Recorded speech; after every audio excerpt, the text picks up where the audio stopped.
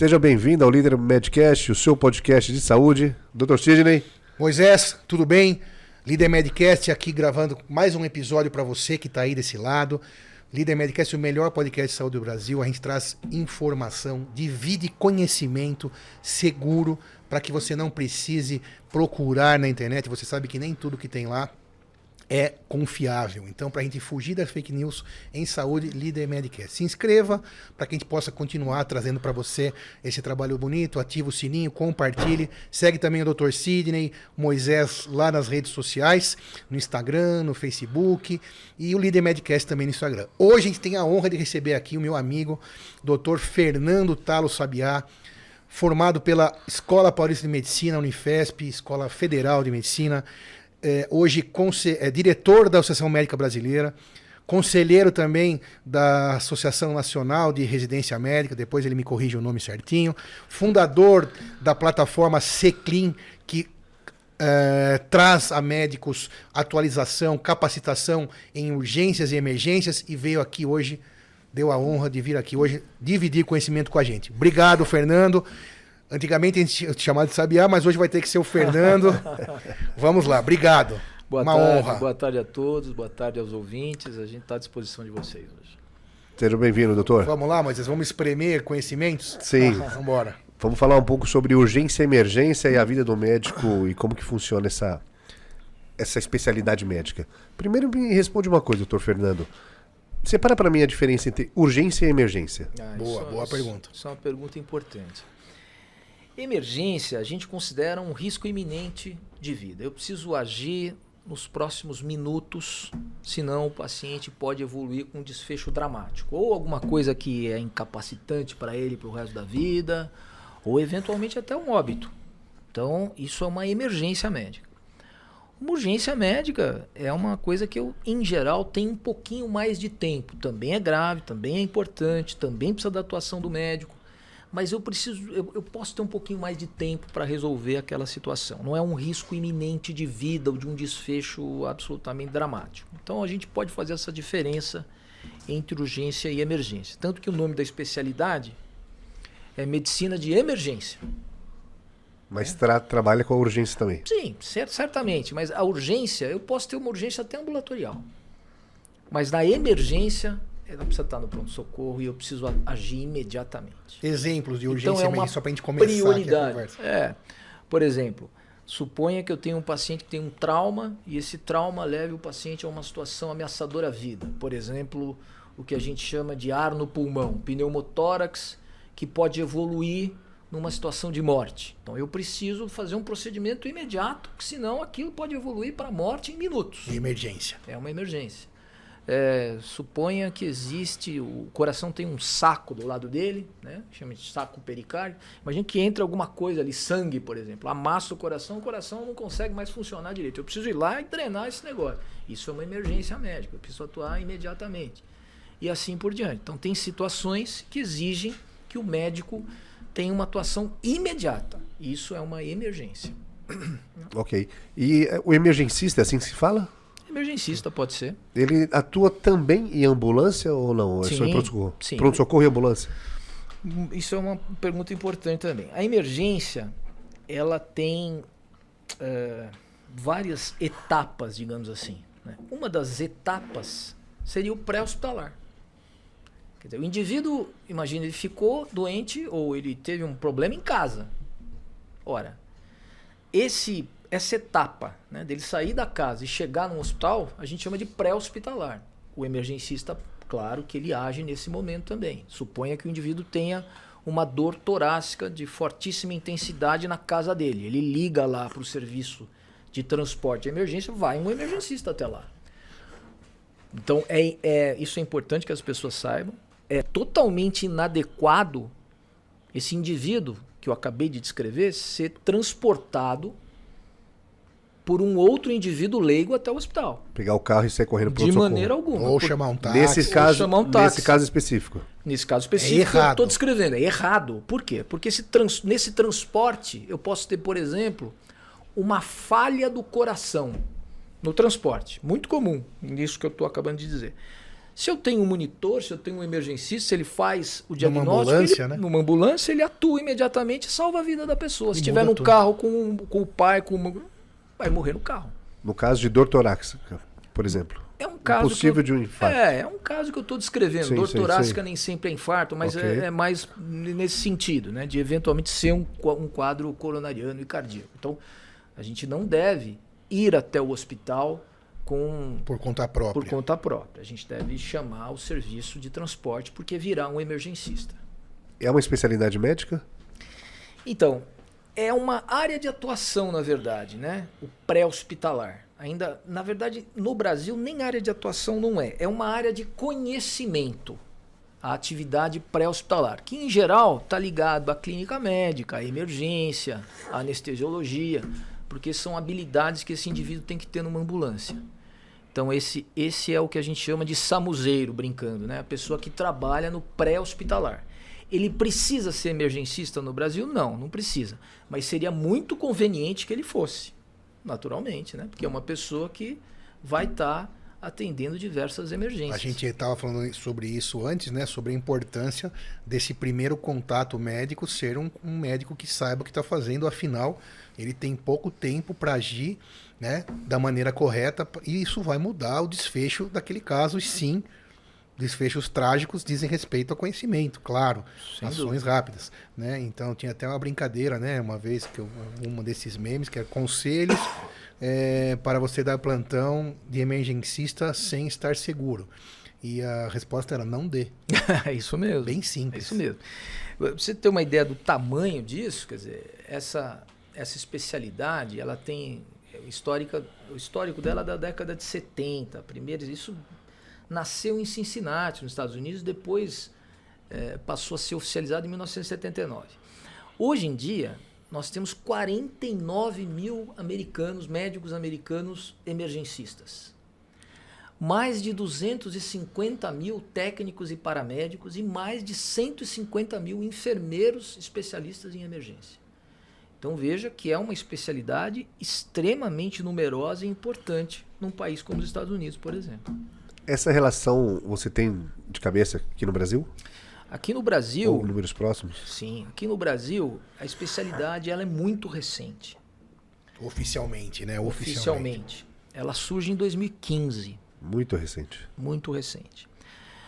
Para você ter uma ideia, no censo demográfico de 2020, o censo demográfico médico do Conselho Federal de Medicina de 2020, nós tínhamos 52 especialistas em medicina de emergência no Brasil e nós temos hoje pouco mais de 350 residentes. São 377 residentes e mais ou menos 50 programas. Desculpa interromper, mas o nome então da residência é Medicina de emergência. Medicina de Emergência. Medicina de emergência. E ela tem um RQ separado? Já a gente vai explicar. Tem um RQ específico. Um RQ específico que o cidadão, se precisar consultar, ele entra lá no CREMESP e consulta um Exato. RQ em Medicina de Em Emergência. medicina de emergência. Então o nome da especialidade ou a área de atuação? Não, é especialidade. Especialidade. Medicina de Emergência. Isso é importante que o Carvalho está falando. Sim. Nós temos 55 especialidades médicas no Brasil, Reconhecidas, né? reconhecidas pelo Conselho Oficialmente. Federal, numa resolução do Conselho Federal publicada no Diário Oficial. Uma delas é medicina de emergência, mas extremamente pouco numerosa, porque uma das situações é que ela é muito recente. Deixa eu perguntar uma coisa. Então quer dizer que ela, desde 2015, né? Então é reconhecida como especialidade médica e já tem residência, então? Tem residência, Certo? sim. E a pergunta é assim, e antes? Quem Isso era que aí. estava lá na porta atendendo o infarto, o derrame, e Acidente. o acidente, o trauma, o acidente de ônibus, ou de carro, de skate, a fratura exposta? Quem estava lá? Pois é, antes não é muito diferente do agora, porque o número ele continua sendo, Não deu tempo ainda. para 215 milhões de habitantes, é um número ridículo. Muito bem.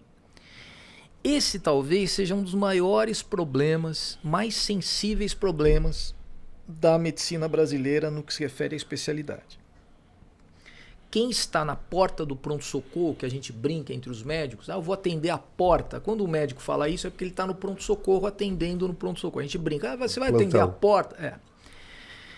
A grande maioria são jovens médicos, quando eu falo jovens médicos, são recém-formados, saíram ontem da faculdade.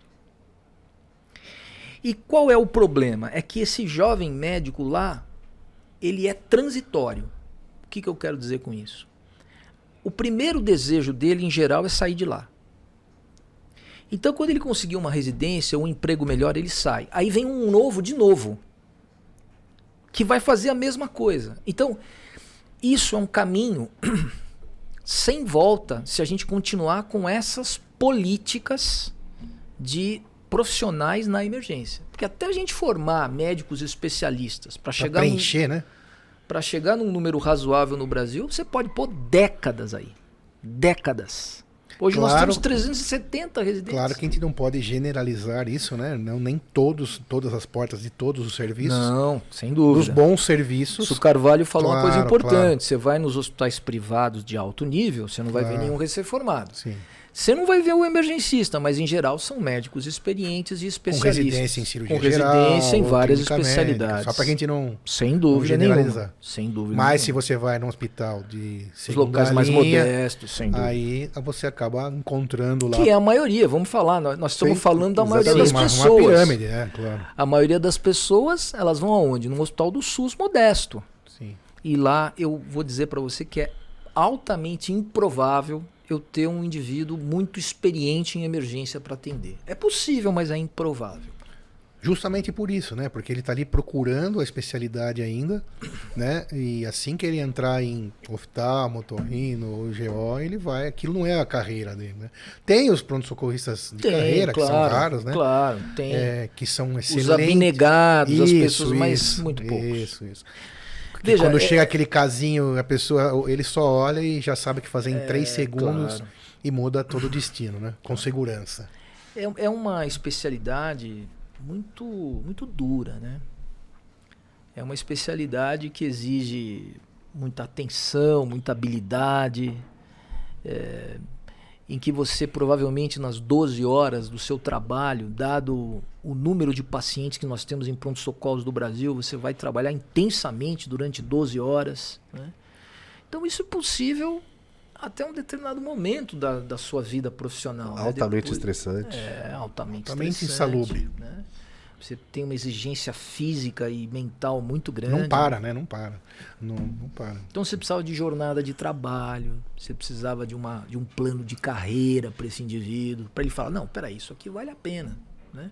Então hoje, por exemplo, nos Estados Unidos, está entre os 10 médicos mais bem pagos nos Estados Unidos, é o emergencista. E o emergencista, ele 100% do seu tempo, da sua profissão, vai ser emergência. Em tese, sim. Deveria, né? Para ele se eu sou emergencista, isso como eu sou carreira. médico de emergência. Bom, eu posso trabalhar onde? Em geral, no pronto-socorro. Eu posso eventualmente fazer pré-hospitalar, que a gente estava falando, se bem que nos Estados Unidos, por exemplo, é muito difícil esse médico fazer pré-hospitalar, porque nós temos outras figuras técnicas lá, que é o paramédico, etc., que o objetivo é resolver e trazer o mais rapidamente possível para o hospital, diferente de alguns países europeus. E o sujeito pode ir para a gestão, eventualmente, né? A gestão do pronto-socorro, etc. Mas não vai ter um consultório. Não, a vida dele é emergência. Na especialidade, mas hoje, no cenário atual do Brasil, a pessoa que faz o plantão, ela... É só um tapa-buraco. É um tapa-buraco. Não sempre, né? Se a gente for assim, generalizando para o Sistema Único de Saúde, sim. A nível Brasil, sim. Eu não tenho esse profissional capacitado na porta do PS, não tenho. E talvez não tenha ninguém pensando nisso também, não. Né? Esse é um problema. Você vai chegar ali no 6º ano, né? A pessoa está se formando, você pergunta para ela, levanta a mão quem quer fazer medicina de emergência. Você vai ficar chateado, né? Não vai ter ninguém levantando a mão. Agora, se você perguntar oftalmo, dermato, radiologia, você vai ter gente levantando a mão. E por quê? O insalubre? Então, salarial? As pessoas... mistura, né? Se você tiver a oportunidade de ir de maneira genérica, bem genérica falando, né? Um pronto-socorro do Sistema Único de Saúde, em que você tem um número imenso de pacientes que, para começar, nem deveriam estar no pronto-socorro, porque o caso deles seria para resolver na unidade básica de saúde, que é falida, que não resolve, então vai para o pronto-socorro. Aí tem um cano que estoura em cima da sua cabeça, tá tudo falta de higiene, pacientes que agridem médicos, agridem enfermeiros, falta de segurança. Então você vai somando tudo isso com 2, 3, 4 experiências e diz, não, eu não quero isso aqui para mim. Quer dizer, você vai ganhar a mesma coisa que um dermato, a mesma coisa que um oftalmo, a mesma coisa que um rádio, a mesma coisa que qualquer outro especialista. Claro, todos têm responsabilidade, todos são especialidades nobres, mas sem aquele ambiente de trabalho. Consultório, hora programada. Claro. E você vai tentar convencer um jovem médico aí para medicina de emergência, você vai ter dificuldade. E tem alguma visão gerencial a médio ou longo prazo para tentar equalizar essa... Isso é uma ótima pergunta. Na minha visão, o que a gente começou a fazer nesse governo, infelizmente não foi possível a gente finalizar por uma questão totalmente exógena. Nós tivemos aí uma situação de pandemia qualquer tipo de plano, se a gente tiver honestidade intelectual, a gente vai entender que é difícil. Mas aquela ideia do plano de carreira, eu acho que é uma grande solução que a gente poderia ter para o Sistema Único de Saúde. Então imagina, por exemplo, uma pequena cidade, eu tenho lá um médico emergencista que em tese faz quase tudo, né? Pelo menos na parte de emergência e urgência, e eu dou lá para ele um valor, digamos assim, estou dando só um exemplo, um valor de um juiz. Falo para ele, olha, você vai ficar nos primeiros 5 anos a 500 quilômetros da sua casa. Depois de mais 5, você vem a 200 quilômetros. Okay. E depois de mais 5, você vem aqui para tua casa. Você topa. É provável. Com 13º, enfim, todos aqueles direitos, não é verdade? Do judiciário e tal. Adicional de salubridade. Tudo aquilo, né? Que o judiciário tem. Nem tudo que o judiciário tem, né? Porque o paletó, o vale paletó, essas coisas a gente não ia ter, né, Carvalho? Vale avental. Topamos fazer vale avental. Moradia. Vale moradia. Mas eu acho que é o único caminho. Eu não vejo outro caminho. Com a política que nós temos hoje, a realidade é jovem médico no PS transitoriamente. Vai para um outro trabalho, volta um outro jovem médico no PS transitoriamente. Então você imagina a tragédia. E já que a gente aqui sempre privilegia quem? O paciente nesse ciclo do mal, não sei como chamar isso exatamente, esse ciclo aí. Só quem perde é o paciente. Essa é a grande preocupação, é o paciente. Mas, sim, acho que a solução é lenta, mas tem que começar de alguma forma, né? É verdade. E acho que uma outra coisa que a gente precisava fazer urgentemente também é mexer nas DCNs. Né? A nossa DCN, a Diretriz Curricular Nacional de Medicina, ela é de 2014. Então, quando você vai olhar a DCN e ler a diretriz, você encontra a palavra emergência 7 vezes. Uma delas é o 13º. É o artigo 13, item 8. Ele fala assim, que o indivíduo, para ser médico, ele precisa ser autônomo e estar capacitado nos principais procedimentos de emergência. Está lá escrito. Depois, no 24º, ele fala assim, olha, 35% do curso tem que ser internato. 30% dos 35% tem que ser emergência, e aí ele coloca do lado ou medicina primária. Então, veja o ovo da serpente. Matou, né? Se eu sou um gestor não muito, digamos assim, republicano, eu coloco 80% de UBS e 20% de emergência. Ué, não predomina? É obrigatório predominar a medicina primária. Você entende? E essa história de sair da faculdade com competência nos principais procedimentos da emergência, isso é uma grande mentira. Isso é uma grande mentira. Eu vou te dar um exemplo aqui, o Carvalho vai entender perfeitamente. Imagina que chega no PS um paciente precisa ser entubado. Vou colocar um tubo no paciente para ir num ventilador. É um tubo mesmo, que a gente coloca na via aérea do paciente porque ele não é capaz, entre outras coisas, de respirar direito, enfim. Você tem que colocar ele num aparelhinho, tá certo? Esse procedimento chama laringoscopia. Eu faço a laringoscopia e a intubação. Muito bom. Para eu ensinar um médico a fazer isso, é preciso uma curva de aprendizado. Então, se você vai para a literatura médica, a pergunta é: quantas vezes eu preciso fazer em vivo para ter 90% de sucesso na primeira tentativa.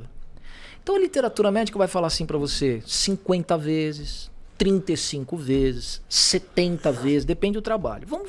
Em média, vamos fazer 50 vezes? Vamos trazer um jovem médico aqui, recém-formado, e vamos perguntar para ele Quantas vezes ele fez? quantas vezes ele fez na faculdade. Vai ser assustador. Você Sim. vai ficar assustado. E as pessoas que estão nos ouvindo vão ficar assustadas também. Vão ter alguns... Porque ele vai estar lá no PS e as pessoas vão chegar lá para ele fazer isso. Vai dar certo? Você imagina o que aconteceu na pandemia? Sim. Que precisava muita Que gente ser precisava entubada. muito. Vários jovens médicos foram por PS.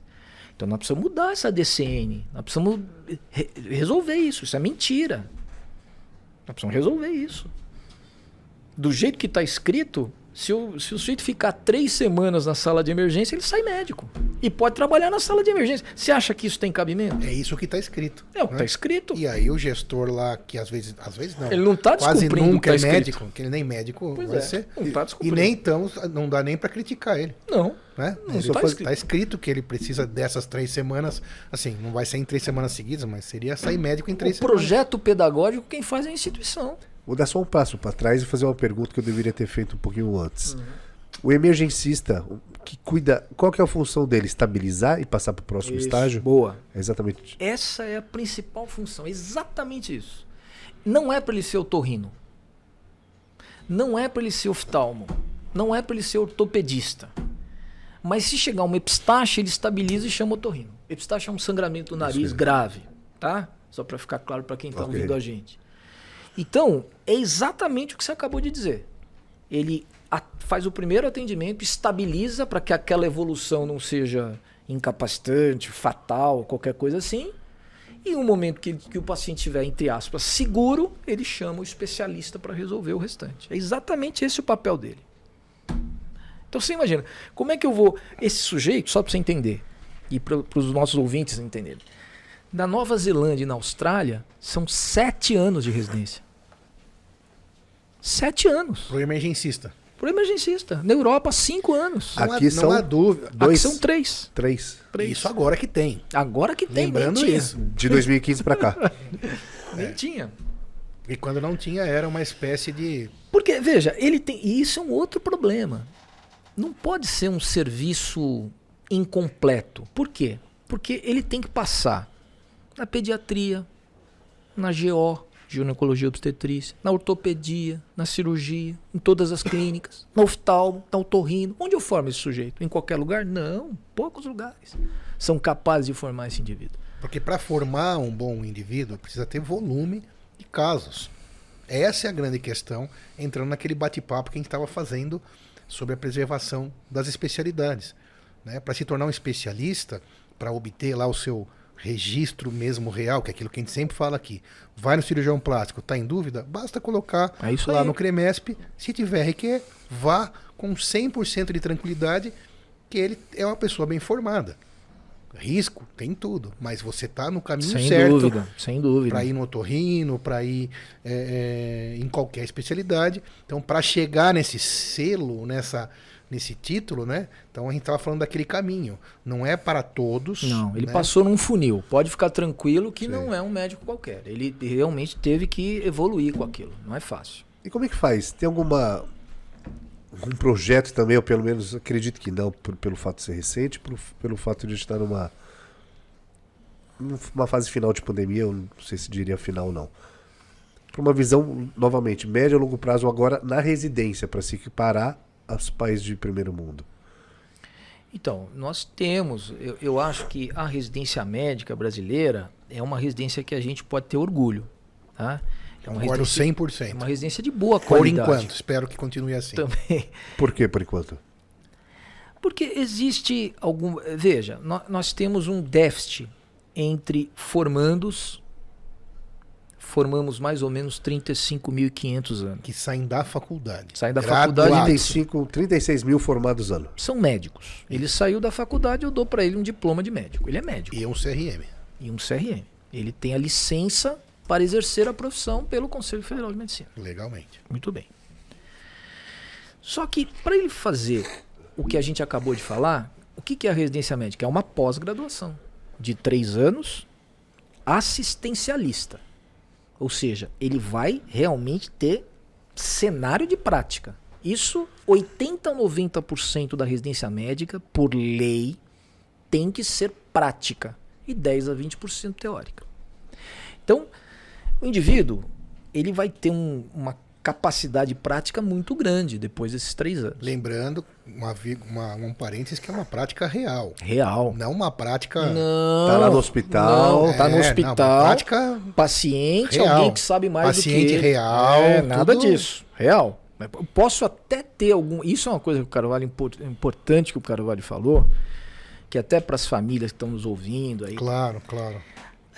Olha, simulação é uma coisa importante. Também, claro. Porque complementa. Pode ajudar. Você evita que o paciente seja feito muitas vezes, né, de experimental. Você faz primeiro, o indivíduo vai fazendo ok, isso é importante. Mas não substitui jamais à beira de um leito e um professor que sabe mais do que você. Isso não existe. Então, o que a gente percebe muito quando a gente vai olhar algumas faculdades é essa ênfase em eu tenho o maior laboratório de simulação da América Latina. Ok, quando você vai lá, é um elefante branco. Poucos professores usam e tá lá um enorme laboratório com um monte de boneco. Alguns não sabem nem mexer no boneco. Né? Então isso é falso. Simulação não substitui o ensino. Ele ajuda, complementa, né? ajuda, é ótimo, mas claro, não substitui. É isso, né? Eu concordo 100%, eu falo aqui com tranquilidade. Eu concordo com você. Não substitui em hipótese alguma o calor de um corpo. Jamais. A realidade viva. Jamais. E salva naquele momento. É tudo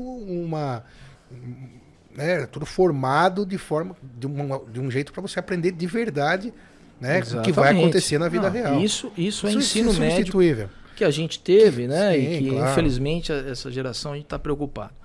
Mas aí só completando. Então eu tenho um déficit de mais ou menos 15 a 20 mil vagas ano. Que déficit? Déficit entre as vagas de residência médica e os indivíduos que se formam. Aproximadamente 15 a 20 mil. Então você percebe que existe aí um mercado, uma demanda, um mercado que pode consumir. Todas as vezes que a gente tem uma demanda, um mercado que pode consumir num país capitalista, de liberdade econômica, existe pessoas que... Surge uma oferta. Gera oferta. Não é? E não tem nenhum problema com a oferta. Nós estamos num país de liberdade econômica. O que nos preocupa é a oferta sem regulação, sem regras. É isso que nos preocupa. Então hoje, só para você entender, qualquer hospital privado pode solicitar vagas de comissão para a Comissão Nacional de Residência Médica. Nenhum problema. Faz um projeto para que aquele hospital privado tenha um programa de residência médica de residência médica dele. Recém-formados. Pode. Desde que se guarde os critérios estabelecidos. Exatamente. Que é o mais importante. Exatamente. Nos critérios da comissão. Então, o que nos são preocupa... essa história que você falou agora há pouco. 90% de Exato. prática. Tudo feito de alguma maneira lá atrás, de maneira segura. Exato. Pra você entender, o residente hoje, ele tem uma legislação. Então ele pode, por exemplo, e a gente recebe na Comissão Nacional de Residência Médica todo mês, ele pode denunciar o programa. Ele faz uma denúncia. Olha, aqui não tem preceptor, eu não estou aprendendo nada. Vai lá denunciar. A gente vai visitar. E se for de má qualidade, a gente fecha o programa. Então isso é verdade nesse governo. A Comissão Nacional de Residência Médica é técnica. A secretária executiva é técnica. Deixa eu fazer uma parte nisso, porque talvez tenha gente você que está vendo, pode pensar que isso está querendo proteger o médico, o meio médico. Não. Ao contrário. Não. Tira isso da sua cabeça. O paciente. Isso protege o paciente. Protege o Sidney como paciente, o Fernando e o Moisés. Porque quando a gente tem um problema, né? E existe um infarto, por exemplo, mas tem outros problemas vários, que a gente vai chegar lá na porta do pronto atendimento, do pronto-socorro, como queira chamar, que você vai precisar ser atendido. Quem está sendo protegido, então, é você. Você, teus pais, teus avós, teus irmãos, filhos, primos, colegas de trabalho, etc. Perfeito. Então, não se iluda achando que isso é um papinho furado de profissional. Não, porque isso é outra conversa. Essa questão de tudo ter critério, né, e ser minimamente ter regras. Elaborado, né? estudado. Elaborado, estudado. É para você mesmo, para você que ouve. Né? Olha, Carol, isso é muito importante que você está falando. Você sabe que lá na MB... A MB é a Associação Médica Brasileira, né? Associação que está Médica... acima dos conselhos. A Associação Médica Brasileira, a gente tem 54 sociedades de especialidade, 55 especialidades, porque uma sociedade tem 2 especialidades, está sob a nossa égide, né, sob o nosso cuidado. Quando a gente olha para a diretoria, até brinco com os meus diretores, meus presidentes, todos estão acima de 70 anos. Todos eles já têm a vida absolutamente estabelecida, são extremamente bem-sucedidos financeiramente, socialmente, profissionalmente. Então, são pessoas que estão ali, não é por motivo corporativo.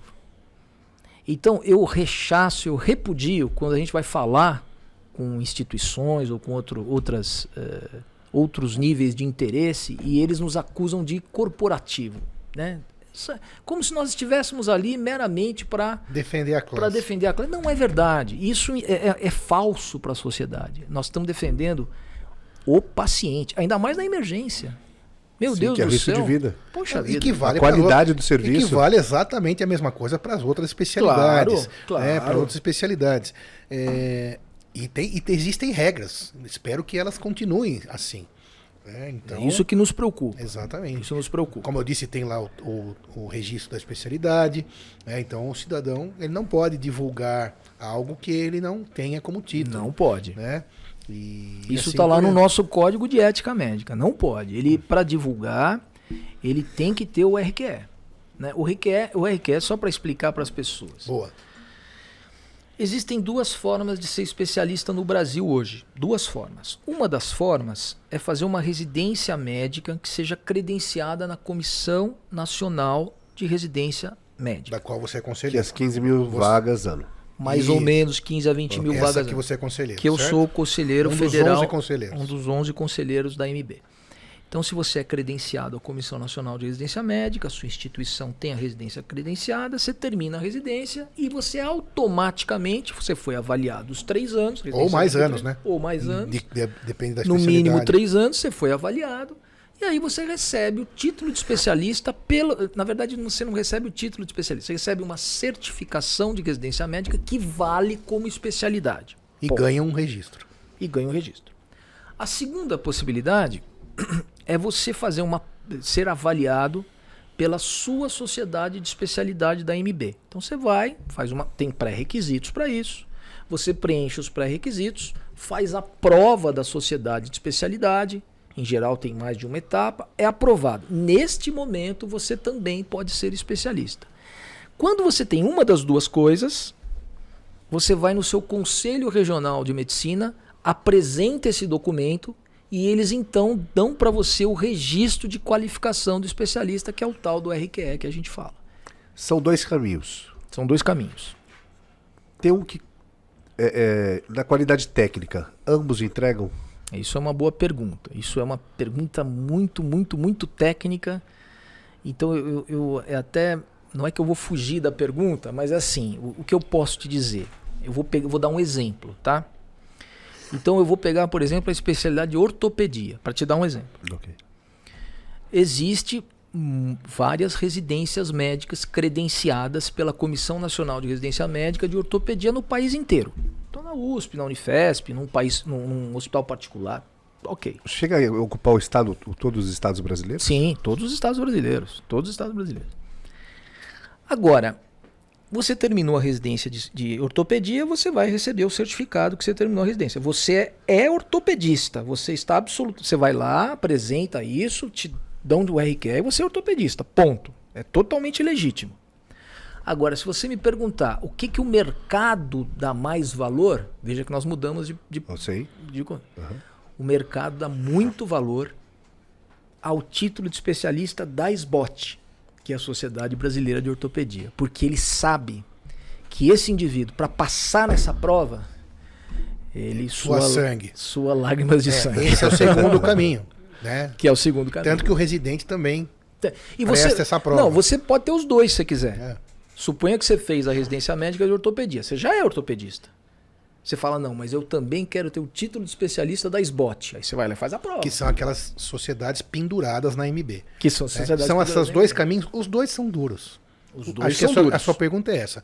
Os dois são duros e árduos. Eu diria até que o segundo caminho, porque é mais árduo ainda. Porque a residência te garante no final o registro da especialidade, o RQ. Sim. E outros caminhos que não residência, que também existem, mas caminhos oficiais para você trilhar esse caminho da especialidade. Se uma residência às vezes demora 3 anos, outros caminhos podem demorar mais anos. Então, na hora que você vai prestar a prova de uma especialidade sem ter passado pela residência, pode. É legítimo, sim. Mas alguma especialidade vai exigir 6 anos de Em geral, prática ou com algum... em geral, é exatamente esse. Em geral, os nossos editais da MB são assim. Então, por exemplo, suponha que por algum motivo, isso é cada vez mais raro, porque em geral, quando o sujeito quer ser ortopedista, ele vai fazer a residência, tá? Então, é cada vez mais raro. Agora, 2, 3 décadas atrás, não, porque não tinha nem tantas residências, era outro momento, né? Mas os nossos editais, em geral, têm essa regra. Então, por exemplo, eu quero fazer a prova de ortopedia na SBOT. Eu tenho que ter no mínimo, isso é um pré-requisito, tá? Eu tenho que ter no mínimo 6 anos de atuação em ortopedia comprovada por um órgão oficial. Fora a faculdade. Aí 6 eu vou, anos depois já depois médico. de formado, exatamente. Mas como? Não é um lugar onde haja algum ortopedista que possa também Exato, te auxiliar. exato, Isso, te auxiliar exato. não, praticamente te criar. Exatamente. Né? Isso é possível, é cada vez mais raro. Eu acho que num futuro, Isso tende a desaparecer. qual que é a nossa ideia? Mas- É unificar. Isso que eu ia falar, porque se tá tendo uma alta demanda, 39 mil alunos se formam em medicina. Tem vaga para 15.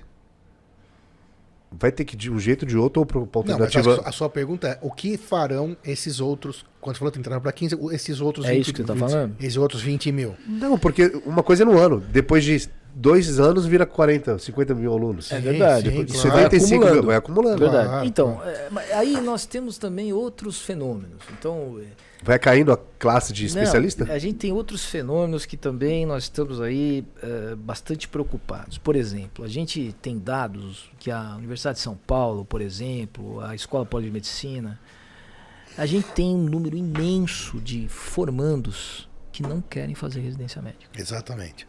Eu já ouvi falar esse fenômeno Então também. isso é uma coisa que nos preocupa muito e nós estamos querendo entender. Quer dizer, Residência médica não é a prova de Não fogo? quer fazer a especialidade. então, não quer fazer a especialidade. Não quer fazer especialidade não nenhuma. quer seguir a sua vida, que seria o natural que você imaginaria para um médico. Você Ele está não quer entendendo? ser ortopedista, plástico, dermato. Ele quer ser médico. E aí nós temos alguns fenômenos, esse é um fenômeno e nós estamos tentando explicar e tem algumas coisas que explicam. Então, por exemplo, nós sabemos hoje que as pessoas estão entrando um pouco mais tarde na faculdade. Isso é um fenômeno mais recente também. Então elas vão fazer a residência um pouco mais tarde. Isso significa que eu tenho um hiato aí que eu preciso me subsidiar, Sim. eu preciso ganhar alguma coisa. E a residência médica são, na verdade, R$ 3.600 por mês, porque são 4 mil, mas você desconta INSS, que é 10%. Então, assim, claro que eu não estou falando aqui das pessoas que ganham menos do que isso, que a gente respeita. Não tem nada a ver com isso. Não né? vamos entrar É nisso. que o porque mercado isso- médico, Exatamente. logicamente, dá para ganhar mais. Então, que uma isso. pessoa com 3.600, ela vai ter dificuldade em ter uma esposa, um filho, ou um esposo e um filho, sei lá, enfim. Então, o que a gente está vendo é que essas pessoas vão trabalhar um pouco, fazem um pezinho de meia, e lá na frente elas prestam residência. Isso é cada vez mais presente. E uma outra coisa é o FIES, né? Então o indivíduo ficou 6 anos da faculdade e ele tem um endividamento, né? Agora, inclusive, houve aí Uma exatamente, isenção das dívidas, me né? parece que sim, mas enfim. Uma isenção de quem estava inadimplente. Inadimplente. isso. É uma coisa setorial. E o indivíduo sai com uma dívida, quer dizer, e ele Que em medicina não é pequena. que né? não é pequena. Porque Então se ele, você pensa 70% da mensalidade em Não, dívida, em 6 é um anos. dinheiro incrível, né? São 72 Vamos vezes. falar em R$ 10.000 por em mês. 72 vezes 7 mil, você sai com uma dívida de $500 mil. Então, Sem corrigir, né? pois é. E a pessoa fala, eu vou pagar um pouco dessa dívida, depois eu faço a minha residência. Então, assim, nós temos complicadores também, sabe? Então, enfim, é um mercado cada vez mais difícil. Né? Nós temos um outro fenômeno que é a feminização da medicina, quer dizer, todas as faculdades de medicina nós já temos maioria de mulheres, né? Nós temos quase 55%, 60% de mulheres, então existiu esse fenômeno também. E claro, as mulheres têm a sua vida pessoal, né? As gestações, enfim, coisas que são específicas da mulher, que exigem também talvez bem mais do que a gente, né? Como homem, enfim. Existem algumas coisas que estão acontecendo e que nos preocupam bastante em relação à residência médica. Não só a residência, mas a profissão. A profissão, de maneira geral, claro. E na emergência nós estamos extremamente preocupados já, e aquilo que eu falei para você, eu acho que a única forma da gente resolver isso é criar uma carreira, um plano de carreira do médico. Agora, enquanto não acontece não se preenche esse ato, né, a gente tem que tomar cuidado aqui da nossa toda essa conversa, né? Existem centenas de milhares de profissionais maravilhosos, né? Sem dúvida. De várias especialidades, de outras especialidades. Você pode ter, sim. Vamos dourar um pouquinho a pílula, não é bem isso, mas vamos falar o outro lado da moeda. Claro. Você pode ter um otorrino que adora. Existe isso. Existe. Eu tenho colegas, né, que às vezes vou precisar falar esse assunto e vamos falar sobre trauma. Então tem gente que gosta. Sem dúvida. E ótimo. Essas pessoas são maravilhosas, são as que mais se dedicam. Então vai ter o otorrino que vai dar plantão em porta. Claro que ele não vai fazer isso até os 70 anos de idade, ou até vai. Mas tem muitos, então a gente não pode generalizar. Então, até pensando, por exemplo, lá na sua plataforma, quem mais se você recebe lá, porque o Dr. Fernando também tem um curso onde ele aprimora, né? Sim. E você também dá aula na Escola Paulista na graduação. Sim. É na graduação ou na pós? Sim, é na graduação na e na graduação. pós. Na graduação e na pós de clínica médica. E a clínica médica é a base da emergência, né? Base. É a base. Aí você tem uma plataforma onde você recebe alunos, recebe graduados. E como que é essa procura? Você tem uma ideia? Não, então, Coloca aqui na tela aqui. O meu público é justamente o médico que saiu da faculdade e que se vê numa situação de quem tem que dar plantão no PS. E ele entende que ele está despreparado para isso. Ele falta, então, um pedacinho para ele se sentir preparado. Então, e aí a gente capacita. A gente consegue ajudar bastante. A gente tem uma série de cursos que a gente tenta capacitar, inclusive cursos práticos e tal. A gente tenta fazer isso. E realmente o número de alunos é cada vez maior, porque infelizmente, a gente nota uma falta de preparo muito grande para a emergência de egresso. Existe uma sociedade também, provavelmente, brasileira existe. de emergencista, um RQE também, portanto. Existe. Então, porque o número de vagas de residência deve ser minúsculo, por exato, enquanto. Exato. Ou não, exato. Nessa área. Minúsculo. Nós temos, como eu falei para vocês, nós temos 377 residentes ativos no Brasil. 377 no momento. Isso é nada. É nada. Isso é nada. Então, quer dizer, pro otorrino, pro oftalmo que vai dar plantão, ele precisa procurar outras alternativas, se debruçar nos estudos. E é um outro caminho também, Moisés, né? E você que está aí desse lado. Então, é possível você obter um RQE juntando tudo isso, complementando com cursos e com atualizações, né? A gente não pode aqui ser tão cruel do que nas nossas falas, né? Não, e a realidade, mas como tem é recente, a parte... como é recente, 2015, suponha uma pessoa que já trabalhava 10 anos na emergência. Sim. Ela não vai parar para fazer residência, até não é justo com ela. Sim. Então, esta pessoa, como ela trabalhava 10 anos, é mais do que 6, porque é o dobro da residência, ela comprova, eu trabalho na emergência há 10 anos. Ok, então ela está apta a fazer a prova. Sim, até porque pensa, se em 10 anos de trabalho não teve nenhum óbice, né, nenhum problema, teoricamente, e eu acho que matematicamente você infere que ela está bem no que ela está fazendo. Isso se ela for a prova é difícil, como a gente comentou, é uma prova séria, que avalia muito bem, mas se ele for aprovado, ele consegue o RQE. Totalmente teórica a prova. Então, a maioria das sociedades, por exemplo, a minha sociedade, que é a Sociedade Brasileira de Clínica Médica, eu sou presidente da comissão de título de especialista de clínica médica no Brasil, hoje. Eu sou o presidente, há 6 anos. Então, há 6 anos eu instituí uma prova teórica e uma prova prática. Então, boa parte das sociedades entende que é melhor fazer teórica e prática. Ortopedia, estou falando da ortopedia porque é uma grande especialidade e tem muita expertise nas avaliações. É uma das avaliações mais respeitadas do Brasil da ortopedia. Então eles têm teórico e prático. Mas algumas sociedades ainda não têm experiência e ainda não têm a possibilidade de fazer as duas coisas. Então, por exemplo, na emergência ainda é uma prova teórica. Uma prova teórica. Então depende da especialidade. Mas lembra que é uma prova teórica, mas neste caso juntando com uma prática de 10 anos, 6 anos. Sim. Sempre é difícil chegar Não, uma prova teórica rigorosa, não é uma prova teórica rigorosa. Né? Não é fácil passar nessas provas, não. Se o colega passou e tem o RQE, ele é muito preparado. E hoje a gente, pensando em nível de país, né? Esse panorama que a gente escreveu aqui, que a gente falou sobre o emergencista, sobre os colegas que atendem em porta, a importância de tudo isso, o RQE, etc, etc.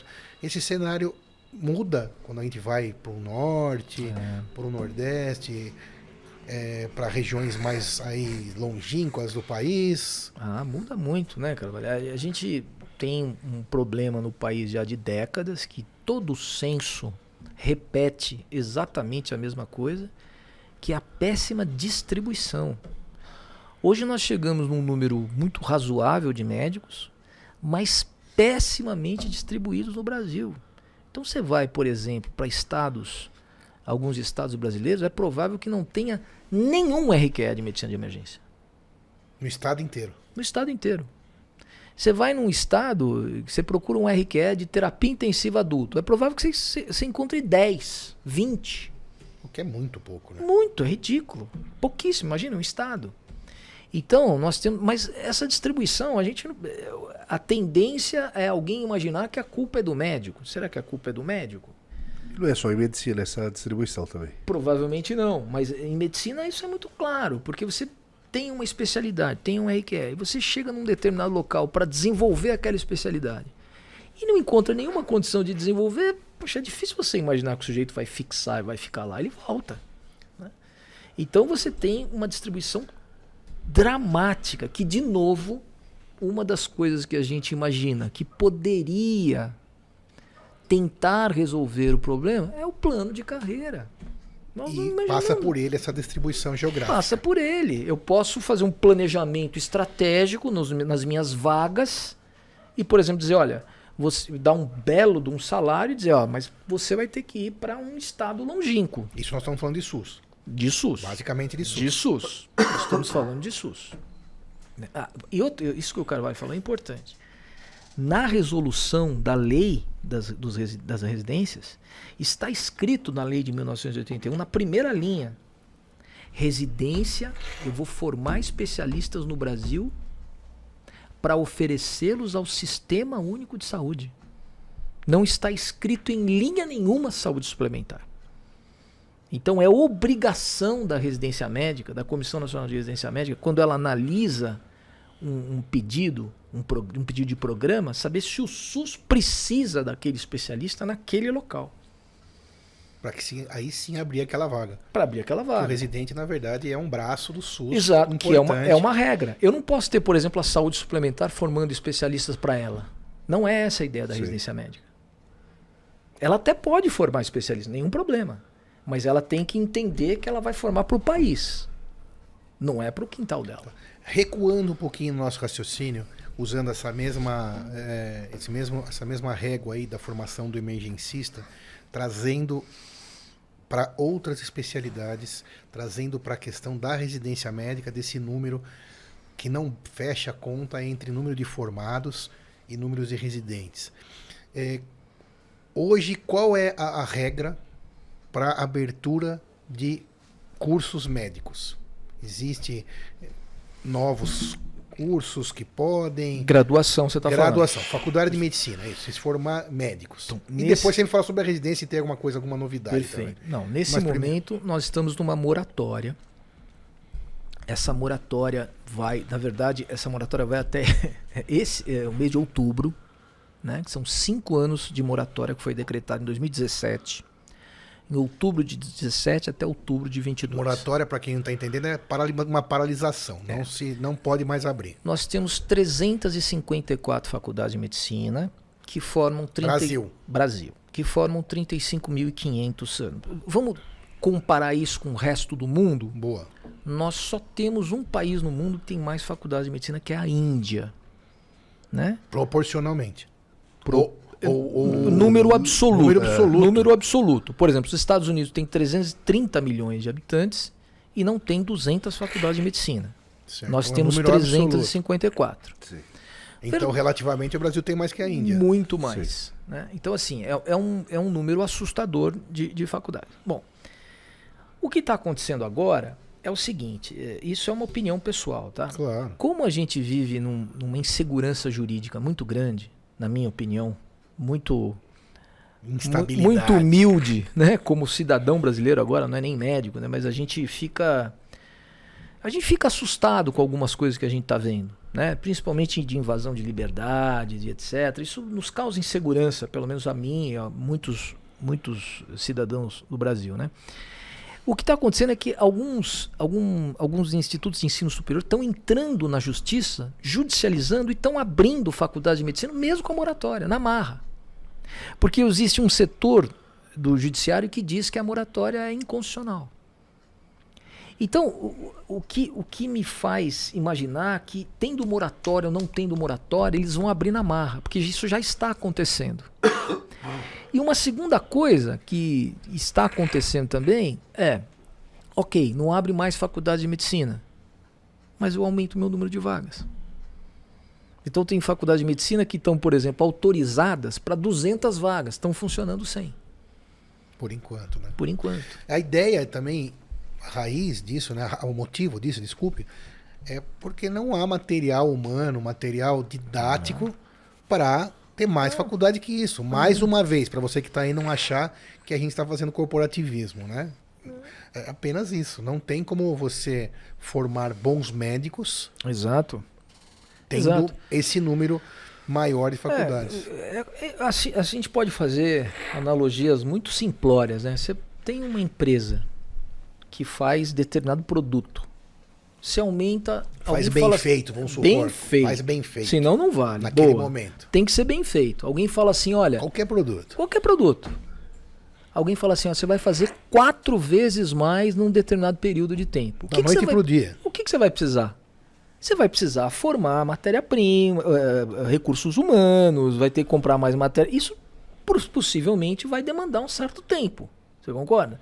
Nós tivemos em 4 anos de um governo mais de 50 faculdades autorizadas ou abertas. Em 4 anos. Uma a cada 27 dias. Que não é recente isso. Não. Já tem um tempo. Isso é na década passada, de um outro governo. Então, veja, foi muito irresponsável. Olha, tem um tripé, né, que é planejamento, qualidade e avaliação. Não teve planejamento, nós não temos qualidade e eu questiono muito a avaliação que nós temos. Essas avaliações do MEC. Do MEC. Tanto é verdade, e não sou eu que questiono, porque o CFM está fazendo a dele. Por que o CFM faz a dele se o MEC faz a dele? Provavelmente porque ele não confia, você concorda comigo?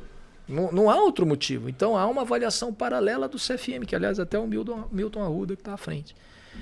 Então a gente fica muito preocupado e não é. Veja. E o CFM também tem alguma gerência sobre esses cursos? Não. Assim como tem o MEC? Não. É só uma avaliação. É só uma avaliação. Isso, uma coisa que o CFM conseguiu só que é muito legal. Só entre aspas, né? Só entre aspas. Muito respeitada, né? O CFM conseguiu uma coisa legal, que só os indivíduos que têm uma certa qualificação por ele vão poder, por exemplo, ter uma certa congruência internacional. Então, por exemplo, o sujeito fez graduação aqui, quer fazer residência médica num outro país e tal, é importante que a faculdade dele tenha sido qualificada pelo CFM. Então, isso eles conseguiram, porque isso é um acordo internacional que ele já pode é um fazer, selo, né? Que é um selo legal. Exato. Mas no Brasil, não. Outro dia a gente estava até conversando sobre isso, né? Por que não uma avaliação aberta? Por que só 2 avaliadores do INEP? Por que não pega um avaliador do CFM, um da MB, um avaliador das pessoas, dos indivíduos, do paciente? Vamos lá avaliar. Mas vamos marcar uma visita sem avisar. É. Num dia qualquer. Né? Que eu quero ver lá como é que os alunos estão se preparando. Surgiu uma outra dúvida aqui dentro desse mesmo contexto e acho que é um assunto bem polêmico e eu já ouvi algumas vezes aqui a gente falar sobre isso, ou nos bastidores, que sobre uma prova de conselho. O que o doutor Fernando, como conselheiro ou como diretor o cidadão da MB. Fernando acha, ou seja, em todos os seus... Então, O que você acha disso pode acontecer ou isso... Isso é uma pergunta muito boa, Carvalho. Olha, Pra gente ir encerrando aqui o nosso grande bate-papo. isso é uma pergunta muito Ouça, é importante isso. Isso é uma pergunta muito boa. Bom, primeiro que existe polêmica até mesmo dentro da profissão. Os médicos, eles divergem sobre a necessidade disso ou não. A AMB, a Associação Médica Brasileira, tem um projeto de lei para fazer uma prova de ordem. Então, a nossa opinião da Associação Médica Brasileira é muito clara. É sim. É sim. Tem que ter a prova Um e projeto ponto de lei final. que tem que passar onde? Só para quem está É ouvindo um projeto de lei que está no parlamento, que foi levado lá por alguns senadores, e nós esperamos, por enquanto está engavetado, nós esperamos que em algum momento ele Então evolua. a AMB encabeçando isso. A AMB está encabeçando um projeto de lei para a gente ter uma prova de ordem. Ou seja, ao final da graduação, atenção. final da graduação, o indivíduo tem que prestar uma prova, e se ele não for aprovado, ele não vai ter o direito de exercer a profissão Naquele momento. naquele momento. Daquela ele vez. pode fazer quantas vezes ele quiser, Igual a prova da OAB. igual a prova da AMB. E aí a gente chama isso de bacharelado. Então o indivíduo seria bacharel, mas não poderia exercer. Bom, isso é extremamente polêmico. Sim, complicado. Mas, na nossa opinião, seria uma grande solução de mercado. Porque, olha o que eu penso, o que nós pensamos. Imagina que a faculdade de má qualidade Y tenha um curso de medicina. E ela cobra lá, sei lá, 10, 12 mil reais por mês. Muito bom. Aí, no primeiro ano da prova de ordem, 10% dos alunos dela é aprovado. São aprovados. E 90 reprovados. 90 reprovados. Segundo ano da prova de ordem, 6% aprovados, 94 reprovados. Perceba que eu não vou ter que fechar essa faculdade. Nem precisa. Ela vai implodir, porque os pais, as famílias, eles vão dizer, olha, essa faculdade Y aí não dá pra gente pagar tudo isso, filho, Não ser filha, aprovado. para depois você correr o risco de não ser... Então o mercado vai regular. E outra pergunta é, o que o bacharel vai fazer? Já E que é a pergunta que a gente ouve Exatamente. também nessas Aí- discussões. aí eu vou ter uma resposta dura. Quem é? O Fernando Conselheiro ou o Fernando Não, Cidadão. cidadão. Cidadão. Banda Bala? Cidadão. O que eu não quero é que ele faça uma iatrogenia com o doente. O Então eu procedimento estou médico. preocupado com o que ele vai fazer, não o que ele não vai fazer. Eu estou preocupado com o que ele aliás, não é o que ele vai, o que ele faz. Eu tenho convicção hoje que no Brasil morrem muitas pessoas por erros médicos. Eu não tenho dúvida disso. Não tenho dúvida. Não tenho dúvida. Eu não posso provar, mas eu não tenho dúvida. Porque eu estou próximo da graduação há 20 anos. O ano passado eu fiz 20 estados. Todos os meus alunos são recém-formados. Eu vejo. Eles não estão preparados para estar numa emergência. E tem todo o direito de estar. E outros estão também. E Alguns outros- estão. e muitos estão. É curva de Claro, Gauss. Tudo é uma claro. curva de Gauss. Um pedacinho pequeno é muito bom, maravilhoso, vai trabalhar nos melhores serviços. O bolo do meio tá na média, vai se capacitando. E tem aqueles que vão fazer melhor. É isso. É curva de É Gauss, isso. como tudo. É isso. E a atrogenia Que é um ato médico errôneo. Na Né? emergência. E essa prova minimizaria isso. Sem Eu dúvida. acho que essa prova. Qualificaria. Eu acho que essa prova qualifica bastante. Acho que essa prova ia minimizar Aí os a régua da problemas. prova fica aberta, né? Dá pra colocar onde você Claro, quiser. Claro, Né? claro. Então, assim, não dá pra dizer que a gente não tá preocupado. A gente tá preocupado. Claro que tá preocupado. Não pode continuar assim. O mercado de saúde teve uma mudança muito grande de décadas. 4 décadas pra cá. Muito. Muito grande. Muito grande. Nós precisamos realmente. A comercialização dele. O que você diz? Do mercado em saúde em si. O mercado em saúde? Então, Sobre sim, mas assim, o que a gente está falando aqui é preocupação com formação. Sim, não é exatamente. só isso, né? Isso vai continuar acontecendo. Isso que a gente falou não exclui ninguém. Isso ao contrário, vai poder separar. Senão, sabe por quê? Isso. Senão parece que a gente é contra a liberdade econômica, e que as pessoas têm os seus negócios, e que as... Não é isso, mas tem que fazer com seriedade e qualificação. Exato, tem que ter uma regulação, tem que ter uma regra. E nós temos preocupação com a formação. O professor de medicina hoje, sério, consciente, ele tem preocupação com a formação médica. Não dá para dizer que não tem. Nós estamos preocupados. E o que a gente quer é que o médico seja melhor formado. Então, e visando o paciente. Visando sempre o paciente. É isso, a gente já teve aqui bate-papos incríveis sobre indicação de cirurgia. Se o paciente está positivo nesse custo-benefício, é feita. Exato. E assim é bem simples, é quase matemática. Exato. Quando a gente fala disso, é sempre visando o bem-estar do paciente.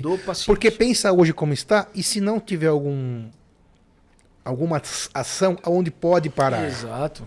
É isso. Né? Até onde vai essa bola de neve, né? É isso. Então acho que é por aí. Pensar no mínimo nisso e tudo é importante, salutar. E assim, se eu acredito que isso vai acontecer nos próximos anos, agora falando como pessoa, eu não acredito. Nos próximos quantos anos? Eu não acredito nos próximos anos, próximos 5, 2, 3... 10? eu não acredito. Dificilmente. Eu Não, eu acho- também, eu concordo. A gente está discutindo aqui para que a gente possa trazer isso à acho tona, difícil. mas eu também acho Outra difícil. forma de avaliar seria na própria universidade. Tem alguns que advogam isso. Eu acho que tudo bem. Quer dizer, você teria uma prova no 2º ano, por exemplo, no 4º ano, por exemplo, no 6º ano, por exemplo. Então você nem permitiria a progressão desse indivíduo para ele nem chegar a receber a licença também. É uma outra forma. Seja qual for, nós precisamos avaliar de alguma forma. Isso eu acho que a maioria dos médicos concorda. Né? E não tem absolutamente nada a ver com o corporativismo. De Não. novo, como o Carvalho falou, a gente está preocupado é com o paciente. Com todo o respeito, eu, na minha vida, nesse momento, não faz nenhuma diferença se tiver mais 500 mil médicos, 1 milhão ou 2 milhões. Não é isso. Né? Se Acho forem que- qualificados. É claro. É claro, seria muito... Eu jogaria fora o meu juramento e a minha profissão se eu tivesse preocupado só com o meu umbigo. Não tô. Tô preocupado com os pacientes, porque eu fiz essa profissão porque eu gosto de gente, gosto dos pacientes, gosto de ser médico, entendeu? Então eu repudio quando as pessoas falam que a gente está pensando nessas coisas por corporativismo. A gente está pensando nessas coisas por causa dos pacientes. Nós estamos vendo o que está acontecendo. Exatamente. E a gente já tem bastante idade para ter outro olhar, né? Isso aí não faria nenhum sentido pensar em corporativismo. Nenhum. A questão é a qualidade mesmo daquele colega que vai, quando infelizmente nós formos os próprios que Pois vamos é. chegar lá no Pois PS, é. se a gente vai sair de lá em pé ou deitado, Pois é. né? É isso aí. E aí, Moisés, aprendeu bastante? Você Bastante, também aprendeu obrigado, bastante? doutor. Grande Fernando, palavras finais, considerações finais, para que rumo a gente vai aí na residência, qual é a tua expectativa, como você finalizaria esse tema Não, eu queria... tão importante? Não, primeiro- Agradecendo primeiro a honra de ter aqui a tua presença. Não, eu queria agradecer vocês pelo convite. Acho que esse bate-papo é muito bom. Espero ter esclarecido as pessoas sobre isso, né?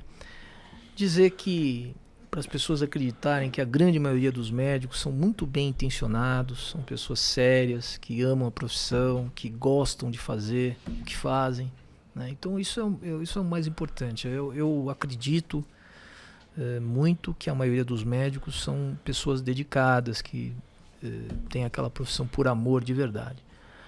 Agora, o outro lado é que a sociedade nos ajude no sentido de entender que é preciso qualificar esses médicos. Sem que a sociedade entenda isso, nos ajude, nós não vamos conseguir. É uma luta Davi e Golias. São entidades médicas pequenas, que não têm grande poderio econômico, grande Nem político. político, contra entidades gigantescas, muito, muito poderosas Ricas. financeiramente, riquíssimas, etc. Então, a única coisa que a gente pode ter ao nosso lado é a população. Entendam que quando a gente está falando isso, não tem absolutamente nada a ver com corporativismo. Nós estamos de verdade preocupados com vocês, com as pessoas que a gente atende. É isso aí. Excelente. Doutor Fernando, Obrigado pela presença, Dr. Sidney. Obrigado, Moisés. Uma honra, Fernando. Grandes lembranças. Muito obrigado. Se inscreva no nosso canal. Compartilhe. Informação boa de qualidade. Siga o Dr. Sidney nas redes sociais. Moisés. E obrigado. Até semana que vem.